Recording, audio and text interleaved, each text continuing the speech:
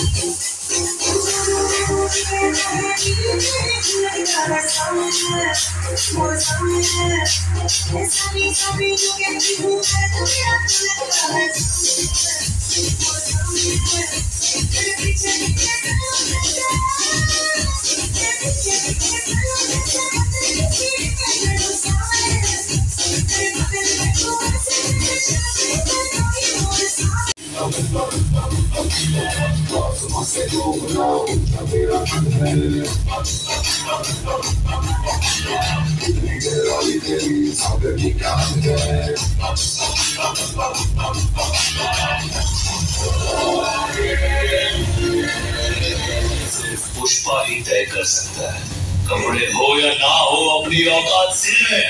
मैं अगर इस हाल में भी कहीं जाऊं ना तो लोग मुझे पुष्पा भाऊ बोलेंगे, और तू निकल गया तो बिना वर्दी के कौन पहचानेगा तेरे को? एक कुत्ता में तेरी इज्जत नहीं करेगा। ब्रांड का छप्पा आदमी के कपड़ों में नहीं होता, कैरेक्टर में होता है। समझ में आया? कोई किसी को दंगा करता है तो कैसा लगता है? आप चाहे शेखावत सर हो या पुष्पा भाऊ हो, पुष्पा, पुष्पराज।